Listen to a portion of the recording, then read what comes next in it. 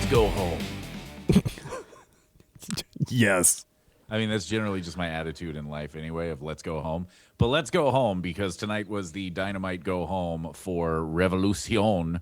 First thing I noticed, no Excalibur. No, we had Ian Riccaboni and Bryan Danielson. Ian Riccaboni. I'm a fan of his. Yeah. So I was not upset that he was part of it, but I thought that's interesting. And then I noticed no Justin Roberts. So I feel that you and I should now speculate wildly on why both of them were not there. Oh, okay. Do you want me to go ahead and start? Sure. I mean, I can make something up off the top of my head. I am pretty sure that they are currently in Mexico having their secret nuptials. I'm pretty positive. Somehow I knew that was where you were going to go. Yeah, I'm pretty positive that that's what's going on. I think they got sucked up in the hurricane or tornado or tornado cane. Tornado cane. If you will. Tornado cane is what I was trying to say. It didn't come out very well. And they're currently in Oz. Oh, maybe they're having their nuptials in Oz then. Weirdly, in both cases, Sting is with them. Huh. Yep. But I mean Sting the musician, not the wrestler. Oh, yeah. Clearly, Yeah. because Yeah. Sting the musician can actually conduct a legal wedding, whereas Sting the wrestler can only do that in 3 states. Correct. Oz is not one of those states. No. No. No. Actually, several of them are Balkan states. But anyway, let's Several get into the of wrestling. The 3 that I mentioned. Yeah. So let's get into the wrestling before we run everybody off. We opened up with the Death Riders. This would be the Mox and Claudio version, taking on Hechicero and Takeshita. Yeah. I noticed something in this match. I'm curious if you noticed it too. So tell me your thoughts on it, and I'll tell you what I picked up on. Oh, just on the match? Yeah. I thought it was a really solid match. I really thought the timing was better. I thought last week Mox and Hechicero did not have the best timing going on. I felt like this match went more smoothly for everybody involved. I liked a lot of what I saw. I felt like I saw a little more from Claudio. Saw a little bit more athletic moves from him that normally we don't see. It was more than just uppercut. So I kind of like that. But all in all, I thought this was a really solid match, start to finish. I liked how it went. I did laugh when Marina started mocking Hechicero outside the ring with the little. That did make me giggle, but yeah. Yeah, she had a couple actually decently funny moments in this one tonight, which was good to see. So I agree with you. I thought it was a really good match. I laughed when Claudio hit Hechicero with the sack attack. Yeah. That made me laugh. Solid. I didn't love the finish on this. I didn't love the eye poke into the, and I quote, super tight small package, which also made me chuckle because I'm 12. So that aside, though, the thing I noticed that I mentioned was they mostly kept Mox and Hechicero apart. Oh. If you watch it, most of what Hechicero does is with Claudio. Yep, and you're most right. of what Mox did was with Takeshita. Now, I understand part of that is Mox and Takeshita are on the card already for Revolution and have been for a few weeks. I get that that's part of it. But you can't tell me, no one can convince me that it wasn't at least a little bit, like at least 10%, because that match last week was only And so they said, let's keep them apart and see what happens this time. That wouldn't shock me, but it did make sense because you've got Hechicero from CMLL and you've got Claudio carrying the CML title. So it made sense, but I do believe you are correct, and that did factor in. That was part of the math that they mathed out for that match. Yeah, like I said, it might only have been 10%. Yep. But I think it's a non-zero reason. You know what I mean? Yeah. How they laid that out. I also wrote down Claudio eye poke for the win, ? Because I was like, that seemed, I didn't. It made Hechicero look weak, I thought. And you and I have talked about him in the past of how we're both pretty impressed by him. Yeah. I think he's got a pretty good future with AEW. So to do that and make him look weak, I mean, I get it that he was going to eat the pin. Right. Either he or Claudio were eating the pin. Yeah. I mean, that was pretty obvious. But, like, I don't know. I thought that was a weird way to do it and not a great idea. It just, plus when they were clearly over as faces, and then to have, again, this weird mixed message that you're sending. And I agree, cheer for who you want to cheer for, and it's fine to be the character you are. But it just seems so like Mox is clearly over as a face. And then Claudio, I thought, was also, and then he pulls that, and it just seemed odd. Didn't make sense. Right. It didn't make sense at all because he comes out, Claudio, comes out in the mask and is very, like you said, babyface-esque, and then you win on a very heel move, and they got to get this sorted out sooner rather than later of what are the Death Riders? Yeah. Are they faces or are they heels? Yeah.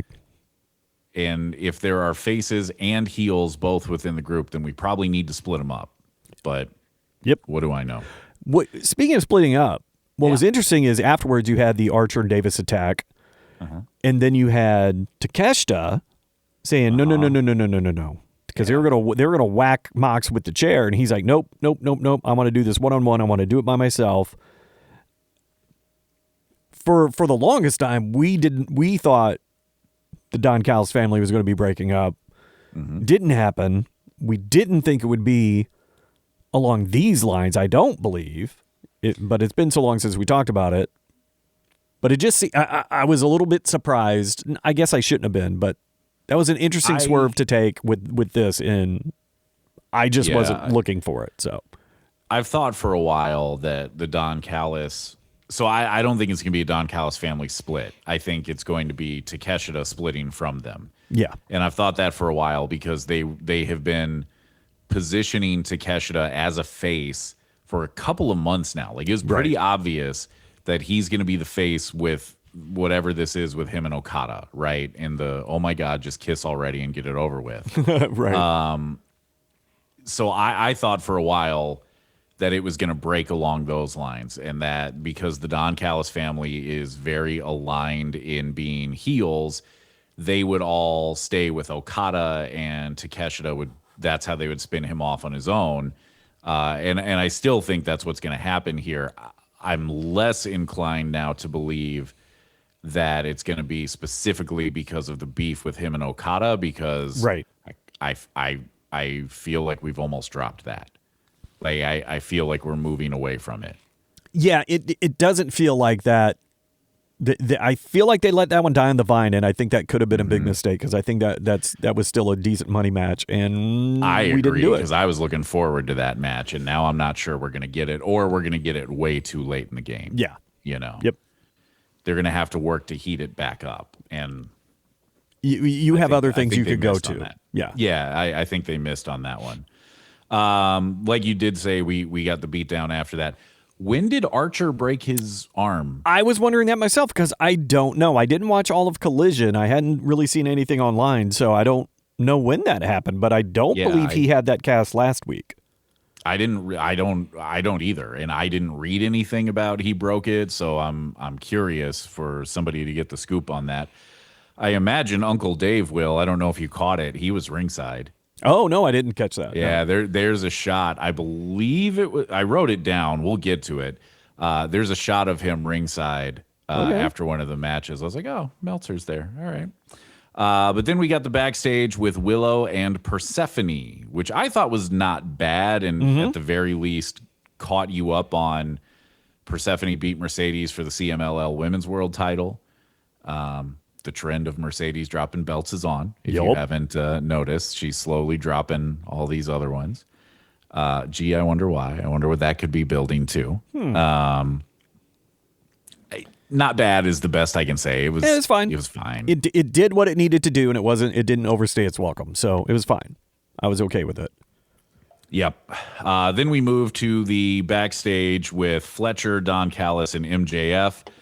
All I put down here was, well, MJF was fun. I thought he had a couple good lines. Don Callis is always good. Like I said a couple weeks ago, unless we specifically say Otherwise, just assume we liked what he did. Oh, yeah. What Don Callis did. Fletcher, go ahead. I was just going to say, I think the most interesting thing was Fletcher talking to Callis afterwards and like, you're not working with this guy, right? Yeah, So, I thought that was interesting. I think clearly they're setting up that he probably is in some way. Yeah, and that's fine. I don't get it. No. The only thing that I can think is, because we have talked about this a lot, of how in the world are you going to get out of this corner that you've painted yourself into with the world title picture? And if you don't want to have MJF drop to Hangman on Sunday, how are you going to get out of it, especially when it's Texas Death and there's no DQ? Right. I liked our idea of Swerve snapping and beating both guys down to the point that they can't answer. Maybe the Don Callis family is the answer now. Maybe they're going to get involved, and then Donkey Kong Rodeo gets involved, and I still don't know how that results in a DQ when it's a no DQ match. Right. But Yeah, unless neither one can answer the bell, and you're like, yeah, what do we do? Yeah, and at that point it's a draw, which if they go with a draw, they need to be prepared for a lot of boos. Oh, yeah, without a doubt. It's the boo birds are going to be out. And they should. They just need to be prepared and accept that when it happens. Yep.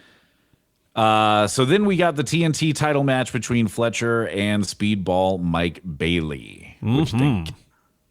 I thought that was a hell of a match. I thought Bailey looked the best he's ever looked. They put on... for me, that was, I'm going to spoil the rest of the card, but that was match of the night for me. I wrote it down then. It did not change the entire night. I don't know if I've ever seen Mike Bailey look that good. They painted him as just a superhero. And it wasn't unbelievable. All of it made sense in the context of what was happening inside the ring and outside the ring. And it was just really, really good. I really liked that match. I wrote down that butterfly suplex almost broke Bailey's neck because holy cow. Yeah, I agree with you. It was my match of the night as well. I wrote down match of the night with a question mark right after it ended to leave room in case somebody came in behind them. And one match came close, but this was my match of the night. They were incredible. Oh my God, they were incredible. For a match that you and I felt like got accidentally put together. Yeah, kind of, yeah. You know, I was like, holy crap, did they tear it down? I agree with you on that spot. I also wrote down the poisonrana on the apron. I have that too. Oh my God. I put another broken neck. Yeah, that was one of the craziest things I've seen. This, by the way, as I'm looking at my notes, this is the match where afterwards you got the nice shot of Uncle Dave ringside there. And he was doing the same thing that I do. Match ended, and he's on his phone making notes. So. But anyway, they were incredible. Run this back. Yes, please. Run this back. Please run that back. God, they were good. And just hats off to both of them because they made each other look so good. And the psychology within the match for Bailey to constantly attack that arm was so good. And he was pulling off some moves in that ring that I don't know if I've seen people pull off before. I don't remember exactly what Fletcher was trying to do, but when Bailey turned that into the sleeper and he put in the body lock and actually locked his foot in, I thought that's so smart. A lot of wrestlers don't bother to do that extra step, and it was just so good. Plus, when Don Callis started laughing when Bailey got hit with the dart move into the corner, I thought that was really funny. Yeah. He had another tremendous line on Bailey wrestling barefoot, and I quote, "It's a good way to get ringworm." Yes, it was so good. That guy is so good, man. But but I'm with you. The in-ring psychology was great. All of it was believable. They made Mike Bailey look great in a way that I believe he would. You know, they played into, this is a guy with a legit martial arts background, and you saw it. You saw the athleticism. Really, really good match. Well done to everybody involved in that one. Yeah. Really good job. And Okada's suit Yeah, Was that when was interesting. Was that when they brought out the? Yeah. Okada came out with the screwdriver, and then Yeah. I was like, is he wearing camo? I know. I What thought the same is thing. that? And then That I is couldn't see something. him. Yeah, I couldn't. Yeah. Then after that, we got a guy who actually was wearing camo pants anyway. Brody King versus Jabroni. Yep. I wrote down Brody King kills a guy. Yeah. I mean, here's what I wrote down about it. And one of these questions would kind of be answered. But here's what I wrote down. Why are we calling these standby matches? Thank you. That's completely unnecessary. I wrote down basically the same thing. Not sure why we keep doing standby matches. I'm not either. I don't get it. This is the new. It's like when Tony was on the run of the money matches, and we were having those every single week. Had one a lot of the time, twice a week. Had one it's on like Collision the this past standby weekend. match is his thing. What? Had one on Collision this past weekend for $200,000. I know we did. Yeah. I know when they teased it, I was like, oh God. I know. I thought of you. Well, I don't mind it when you find a way for it to have legitimate stakes beyond the money, like the storyline that they did with the Young Bucks and them needing the money match and all that. That made sense, but like doing it just to do it, to justify slapping a match together, dude, it's a wrestling show. Put a match together, and I'll just go with it. Like, okay, fine.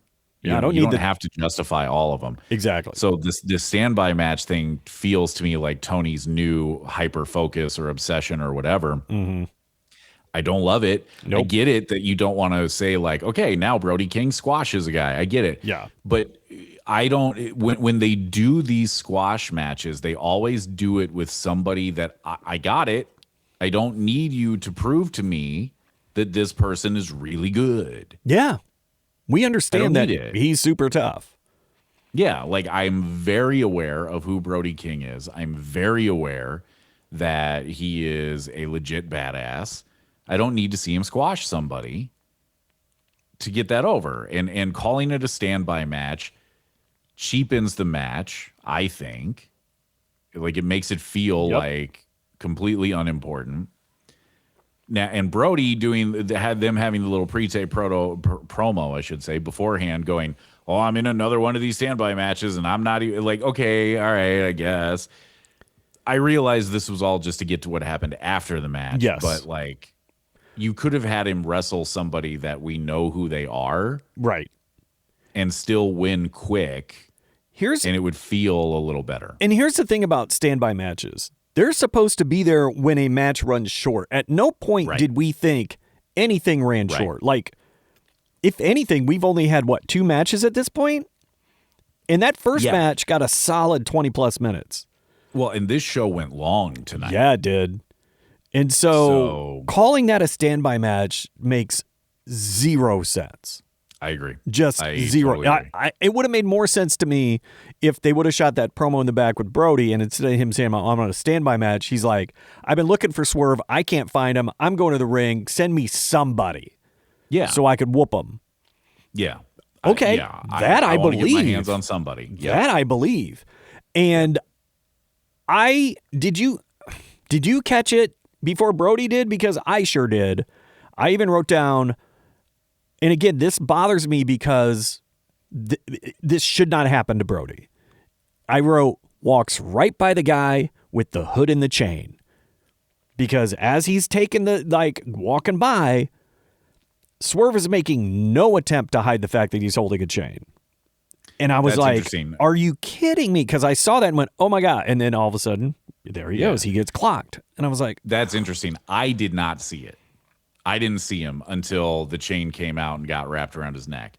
In fact, I didn't see him so much, like I missed it so much that I literally wrote down, now that's how you do the masked man bit. Oh my gosh. Well, okay. Maybe I just got lucky. Maybe my eyes were in the right spot at the right time. I guess so. And because there's another masked man bit going on that's terrible. No comment. Oh, it's so bad. I mean, I'm not disagreeing. I just don't feel like talking about it. Yeah, that's fine. I was like, so that's how you do that. So that's interesting that you caught it. I did not. So I believed that one. I loved him breaking the chain. Oh, I thought that was great. I thought that was great. The only thing I really didn't like about it was Swerve running. Yeah. To me is so counterintuitive to that whole character he's been building. Yeah. I don't care who he's going to be up against. He's not going to run. No. But otherwise, I thought overall, even though I thought Brody should have seen him and didn't, that's fine. I thought the rest of it did what it needed to do. Mm-hmm. It was fine. Yeah, it was fine. Yeah. Then we got the backstage with Speedball and Renee. I wrote down not bad. I don't buy his super intense guy routine in this one. I get he's mad. I get he's fired up. It just didn't, to me, it didn't hit. But I'll say this, not bad. And as his promos go, one of the better ones we've seen. I wrote down Mike Bailey promo, good. I thought his intensity, while not 100% buy-inable, was way more convincing than his whatever those early promos were of him. Sure. I guess just trying to talk. But I like this one a lot better. And again, because they kept it short. Yeah. And again, at least this intensity is showing that he's got some fire and some passion, and we're getting somewhere with Mike Bailey. And I'm really my opinion of him has turned quite a bit in the last several weeks, and it's because of the performances both in and out of the ring. I've been very pleased with that growth. Yeah.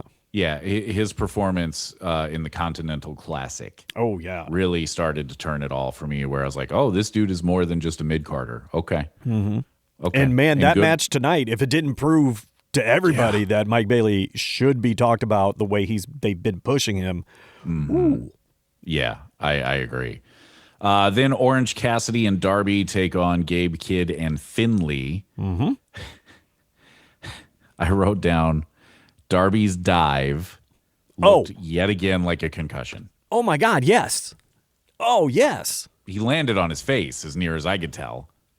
Are you talking about the one where he and Kidd basically went head to head? And that looked like they both were concussed, and that was so incredible.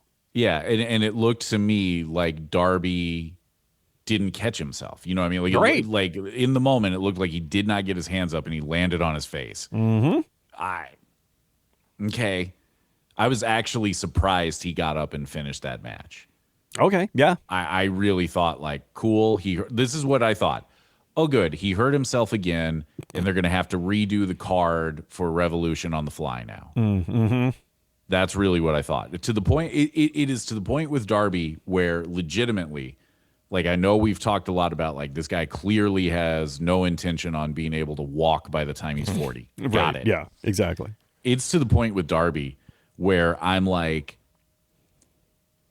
if you are planning on having him in a match on the pay-per-view and a match that's going to carry some sort of weight, right? Like, you're not just throwing him into, Casino Gauntlet or whatever, right? Right, yeah.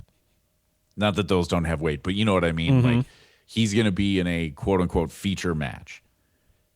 Don't book him to wrestle the week of the show.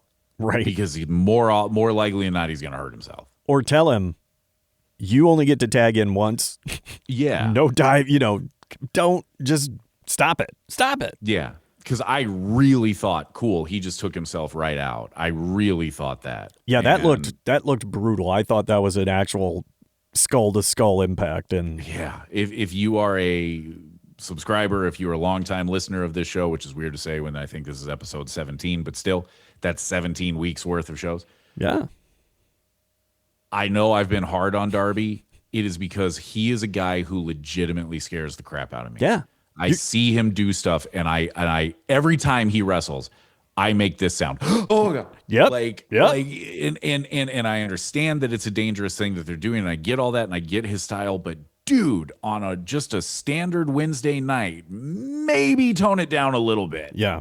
You're hard on him for his own good, because exactly something dumb like that is going to take him out for 6 months, if not longer. And it really, it scares me for a kid who I say kid just because I'm a lot older than him, but for a guy who's, I think, got real potential, real long-term potential. There was a reason that he was one of the quote-unquote 4 pillars, right? Like, dude, every now and then, take your foot off the gas a little bit. It's going to be okay.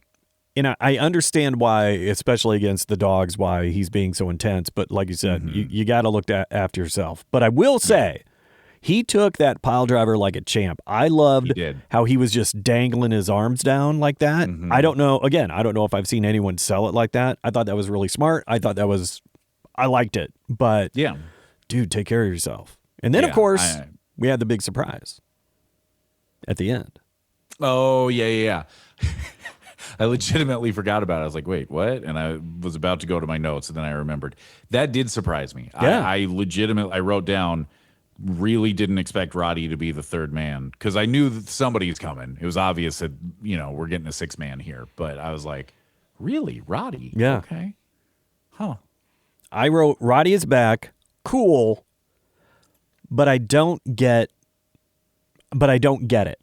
Like, I don't either. Why now he's cool with Orange Cassidy. Like, I was just thinking that. I hope that on Collision, he cuts a promo explaining it, or there's a video or whatever. Like, they need to explain why this guy went from, I'm walking out on you, and clearly ignoring you for multiple weeks to the point where you put the missing poster as part of your entrance video, to now everything's fine. yeah. He spent weeks building up to, I'm not part of the conglomeration. I'm not part of the conglomeration. Yeah. And now he saves Orange and Darby. I thought he looked great. I thought it was really good. I thought this is going to be good for him. It'll help build him up to where he should be going up against these intense guys. That'll be good. He could hang with them. But it didn't make sense to me in the moment, and I was like, oh, okay. I mean, I'm glad he's back, but okay. I'm going to go with you through probably next week. And if we don't get some sort of explanation next week, or if there's not something that happens at Revolution, i.e. he turns again or whatever, then I'm going to be like, okay, you guys did it again. Yeah. Just like with the formation of the Death Riders, where you're acting in a way contrary to everything you have laid the groundwork for to this point, and you're not telling me why. Right. Moxley and Bryan Danielson are supposed to be, like brothers forged in combat, and they attempted to kill him twice. Yeah. And never explained why. Nope. And Yuta was supposed to be on his side, and he not only stopped but participated in the attempted felony and never explained why. Nope. So like if they do that again now with Roddy, I'm going to be like, guys, if they turn him again, I'm going to be upset. Because it'd be a big mistake, I think. It's like, what are we doing? Like, Big Show. You're doing Big Show. Yeah. But again, I thought it was cool. He came back. I don't understand his now being okay with Orange Cassidy, but I'm willing to give it, like you said, I'll give it a week. We'll see. Maybe we get something on Collision. Maybe by Oh wait, no, the pay-per-view's this weekend, isn't it? Yeah, it's Sunday. Oh, so, balls. but like I said, this time next week we should be able to have some clarity on it. If we don't, I'm not gonna feel great about it. I'm not gonna put money down on it. I can tell you that. I know, I'm not either. Then it was Persephone and Willow for the TBS title. That was pretty good. Yeah. I did write down, tell Ian to stop trying to rap at the beginning, please, because that felt was weird. Super goofy. That was weird. I didn't get it. I was like, okay. And maybe I haven't watched enough ROH, and if that's his thing, that's exactly what I was going to say. Keep it there, maybe. Yeah, maybe this is a thing that he's been doing that I'm not aware of. Yeah, keep it on ROH. Yeah. Yeah, I thought it was weird. And again, I like Ian, but I thought it was weird. Yeah. I also thought, when was the last time you saw somebody win on a backslide? It's been a minute, I feel. It has been a minute. You're right. So that surprised me. So then that was 2 finishes tonight that I was like, huh. Yeah. Interesting. And I don't know if it's a let's throw it at the wall and see what sticks kind of thing, see how the fans feel about it, or if it was just I don't know. somebody thought it was a cool idea. I don't know. I'm fine with it because it has to work at some point because, otherwise, if it's never worked, why keep trying? You know what I'm saying? So, like, exactly. You have to let it pay off once in a while. It's the Blue Thunder Bomb. Yeah. yes. I mean, it is. Simon Miller is right. It's the least devastating move in all of professional wrestling because every time somebody hits a Blue Thunder Bomb, they go for the pin and they kick out at 2. I mean, I think Takeshita is the only dude that has won matches on Blue Thunder Bombs, and he doesn't do it a ton. Right. But I feel like he's won a couple of them anyway. Mm-hmm. And I think he's the only guy to have done that in, no lie, like 20 years. You're probably not wrong. You're probably not wrong on that one. So, yeah, I guess you're right from that standpoint. Just didn't expect it. No. After that, we got the Ciampa and Briscoe video recap promo. What I wrote down here was can't hear because my wife was doing the dishes and I couldn't hear what they were saying. So I got to be honest. I had started watching late, so I fast forwarded through a little bit of that. Yeah, so it was just a recap, and that is the downside of the modern open concept. Mm-hmm. Is that then sometimes I can't hear my stories. After that, backstage with Harley and Willow, a lot of Willow on this show. I am surprised they didn't put the Brawling Birds in the tag title match. Yeah, Yeah. I immediately was like, really? We're calling out Megan Bain and the other one whose name I can't remember? Yeah. Yeah. Lena something, I think? Yes. Lena Skyscraper. Okay. Yeah, that's probably really right. tall. Who's going to wrestle twice on Sunday? But her and Willow both. I put Willow doing double duty. Lock up twice on Sunday, which surprised me. Which tells me, it left me with the feeling that Willow could be losing one of those belts because I get the my gut would tell me she's going to win for the singles title. Yep. But get hurt, and then that will affect the tag titles. Yeah. And that's when they will lose. But losing to that new team feels wrong, but that was the first thing my gut told me is, ooh, we're having Willow wrestle twice. Mm-hmm. That's like I said, but again, maybe we're just building Willow up to be the baddest person on the planet because she keeps winning, and that could be the thing. Yeah, she could be stepping into the now vacant Mercedes role of you better bring your A game to have even a hope, Yeah. I think I did not think it at the time clearly because I was just surprised by all of it. Hearing you say that, though, I think you're right. I think the 0 hour match, she's going to get hurt and, not be – because I think they said the singles match for the TBS title is on 0 hour. Yes. So that puts the tag match on the main show. So it's going to be the whole Harley's fending for herself. Willow heroically comes out even though she's wounded, and that's probably when they drop. The thing that also surprised me was we didn't see Harley at all until this promo, which I thought was weird that we didn't see her before in any way, shape, or form. My legit theory on why Excalibur and Justin weren't there tonight and why maybe some like when Harley did show up, I was like, something seems a little bit off. I'm kind of wondering if maybe like a flu bug is making its way through the locker room. It's if it's like anything around here, everyone has the flu. And I'm not even kidding. Yeah. Everyone has the flu. I came back from vacation with my stomach, whatever. When I go back to work, like everybody's coughing and sick. And I was like, cool. We're all just gonna fall over and, pass fluids. We should all be so lucky. Speaking of which, Blue Chew. Yeah, exactly, right? So then after that, we got Dim Bucks, which I like that. I do like that. FTR That's really and Ciampa. My HBO froze for part of it, so I missed a little bit of the match, but only a little bit. I think I got the handle of it. This is the one that I was like, this is it pushed for match of the night. Oh, yeah. For me. Yeah. It came close. On any other night, it definitely would have been.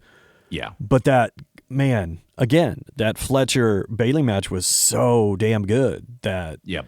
this was going to have to go above and beyond even for them. But Yeah. But I liked it. I liked it a lot. I mean, you put those 6 guys together, you're going to have to struggle to get a bad match.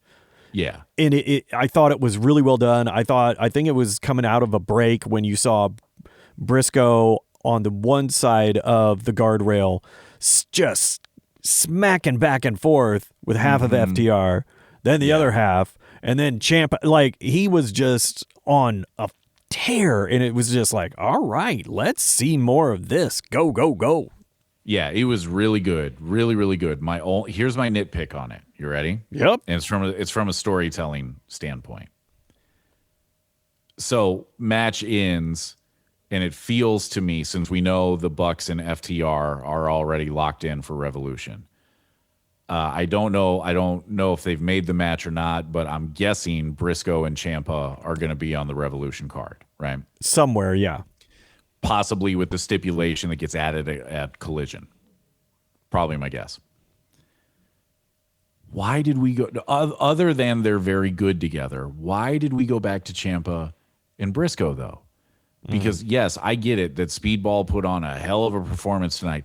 Ciampa held the TNT championship for 12 days. Yeah. You're telling me that this guy, who's now morphed back into the psycho killer, super intense guy, doesn't want a rematch for the belt with Kyle Fletcher? Mm-hmm.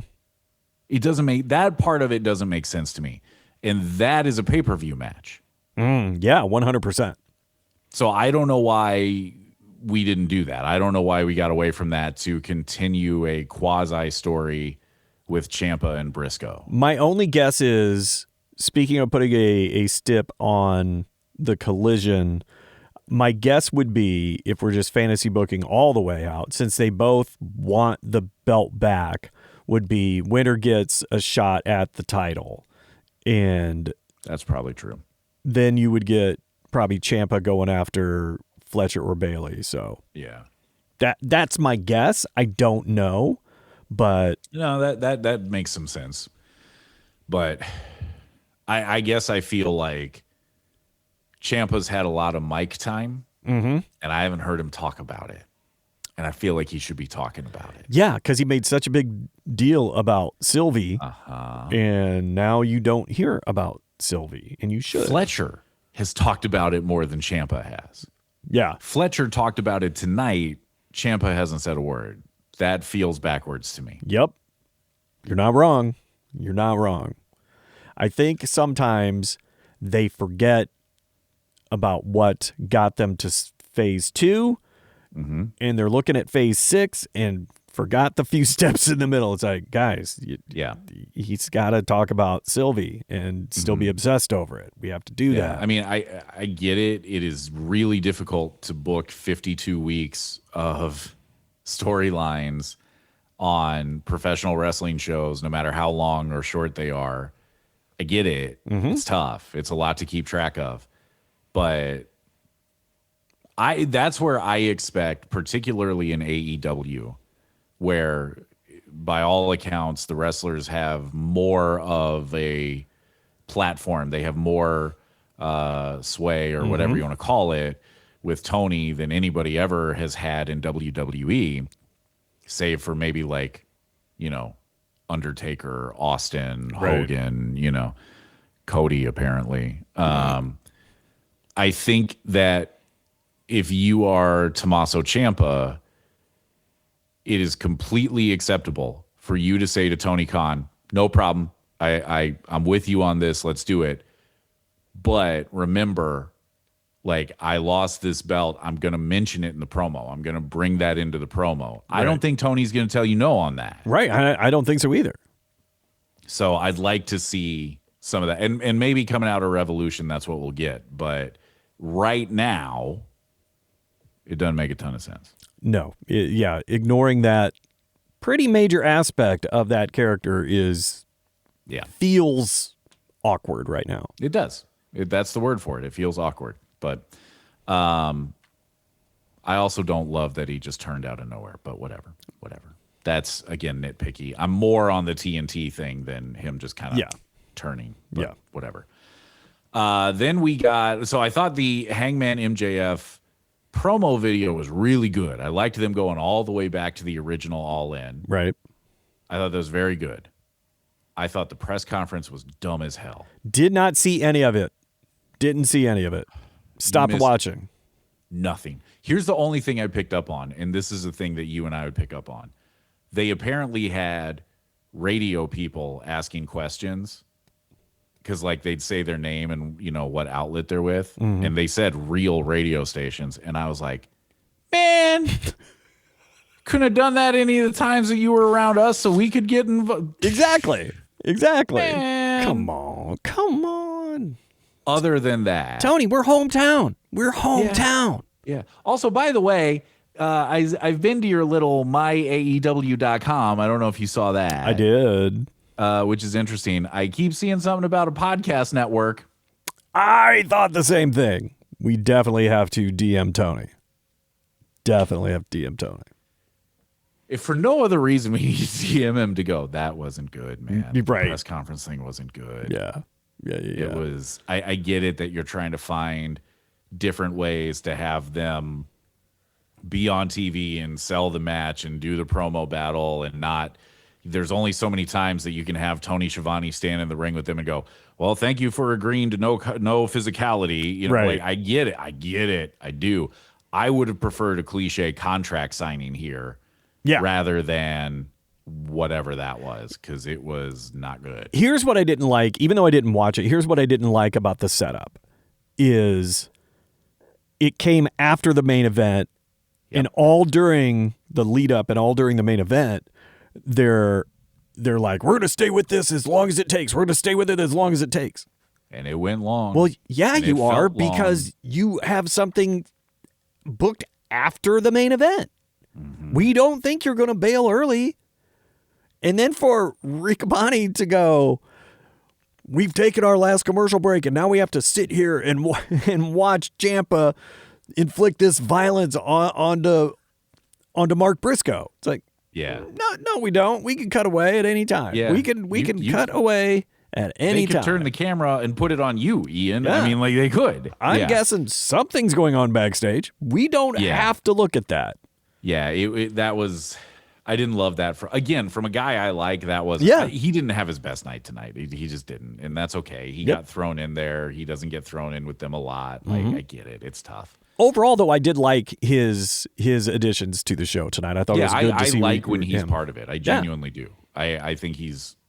I think that whenever Tony Schiavone hangs it up, I think they should put him on Collision. Yeah. I think Ian Riccaboni should take over Collision. I think he and Nigel would be really good together. I think that would be fun. I think they've been good together. Yeah. So anyway, but the press conference was weird. The press conference was not a great idea.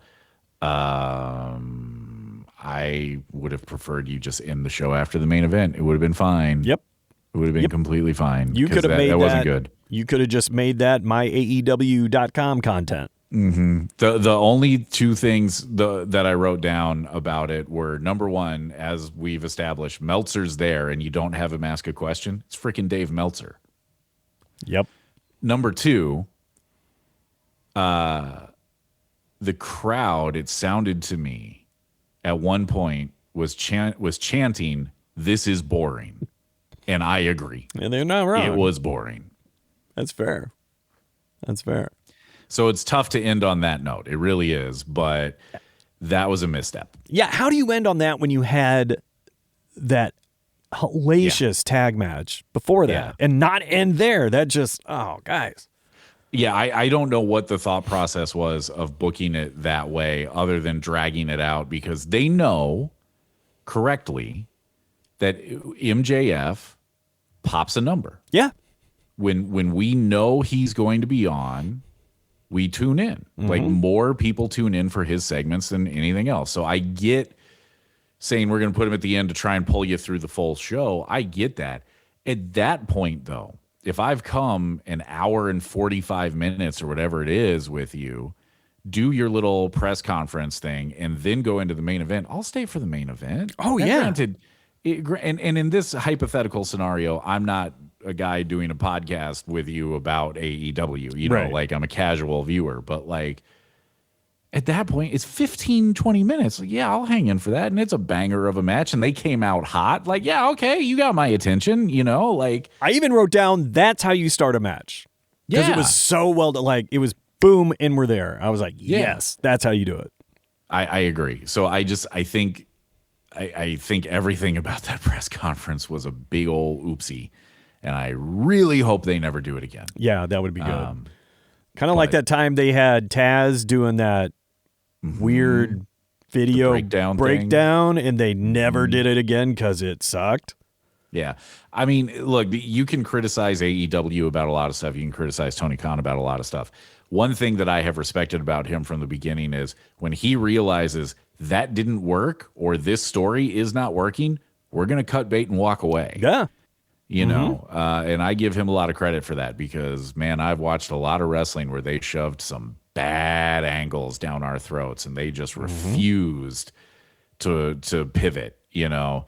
And that's not just WWE. WCW did it. Yep. TNA has done it. Yep. You know, I mean. And I'm not mad at them for trying because I'm not either. This could have went a different way. It just clearly didn't, and like I said, I didn't even bother watching it. I was like, no. I mean, it's in theory, it's a promo segment, and you've got MJF there, but Hangman did most of the talking. And it's not that Hangman's a bad promo, but it's Maxwell Jacob Friedman. Yeah, that's a mistake. Yep. Yeah, it is. That would be like having Ric Flair not talk or barely talk. I mean, yeah, let Arn Anderson carry the promo instead of Rick. No. Yeah, you know, and again, it's not that Hangman is a bad promo by any means, but like, what are you doing? So it was weird. It wasn't well executed. Bryan Danielson looked uncomfortable as part of it. He sounded uncomfortable before it ever started as they're talking about him doing it. He even said, I laughed this. He go, you know, Shivani teased it and he goes, yep, looking forward to that. And you could hear them trying not to laugh at how much he didn't want to do it. You know what I mean? Like I felt all night long like Bryan just was radiating, I don't want to be here. And I think it was mostly because of that segment. I think he knew it was bad. Yeah, without a doubt. He didn't want to be part of that. Not at all. Overall, though, I thought pretty good show. I thought this was actually a better show than they've done in a couple of weeks because what you and I have not said a lot of tonight is that was weird. Yeah, just a couple times, but nothing as egregious as what we've seen in the past. Yeah, I mean, last week we had a bunch of promo segments that were weird. Bunch of good matches, but a bunch of weird promo segments. Yep. Tonight, I thought the promo segments and the video packages and everything, by and large, were good. Just throw the press conference out. This is a good show. Yeah. Plus, tonight, I got an episode of Things My Wife Said while watching wrestling. Yay! Now, this was in direct response to Ian Riccaboni commenting in the Takeshita match on Takeshita's black eye, where he says, those broken blood vessels causing Takeshita's vision to blur. And my nurse wife says, that's not how that works. You know, I didn't catch that in the moment, but even if I had in the moment, I would have gone, I don't think that's how that works. It's not. But she didn't miss a beat. There was no hesitation. He says it, broken blood vessels, blurring Takeshita's vision. That's not how that works. I was tremendous. So it's her only comment for the night, but man, she made it count. She made it count. She makes the most of her mic time. I'll give her that. That's the key, man. Yeah. If you only get 30 seconds, make them matter. She made the most of her promo and it killed. Yep. It was great. It was better than that press conference, apparently. At one point, both of my dogs were standing on me. So that's like 100+ pounds of dog standing on my chest, blocking the TV so I couldn't see what was going on. That was better than the press conference. Yeah, and you were okay with it, apparently. Yeah, it's like no, don't move. If it had been during the press conference, that's what I would have said. Unfortunately, which match was it? I think it was the main event. Oh, they jumped in front of me for part of that, and I was like, "No, damn it, move! I'm trying to see this." But anyway, So on that note, ends on a little bit of a downer, but otherwise pretty good show, pretty solid go home. We'll see what they do on Collision to, I think, really tidy up the Revolution card, and then strap in, folks, because it's going to be a late night on Sunday for those of us that are not on the West Coast. Yep. It's going to be a long night of wrestling. Yeah, it is. It's going to be a good 5-ish hours, maybe 6. I don't know. Are they doing Collision on Sunday as well, or are they doing that Saturday? No, it's Saturday. Okay, but you have 0 hour. Right. And then you had the pay-per-view. Yep. And they're probably going to add at least 8 more matches between now and then. I mean, that's what he likes to do. To my knowledge, there's only one thing on the 0 hour, so they're going to stuff a bunch of things into there. You know, one thing we didn't talk about that we probably should, I'm sure we'll do it Sunday post Revolution if we stay up late and do that show. The 21-man match for the national title, instead of just having Jack Perry and Ricochet have a match? Yeah. I don't get that. Well, to me, it's tell me you're trying to get guys on the pay-per-view card to get the payday without telling me. It's, that's the Andre. That's why they did the Andre Battle Royal was, well, let's get you on the Mania card, even though it doesn't matter, Right. And okay, I mean, good on you for that, but do we need to do it in that match? No. Can't we just have a qualifier for the next up? I mean, and they made a big deal that Ciampa's in that too. So it's like, okay, so now, did they? Okay. Yeah, so. at the end of the main event, they said, Ciampa's going to be in that 21-man, 21-gun salute to Ricochet. Yeah. And there were several things that I couldn't hear because also my deaf dog, the neighbor across the street, how dare he, has company this evening, and because there's a car she doesn't recognize in the driveway, all night, Doug, all night. This is what I was hearing.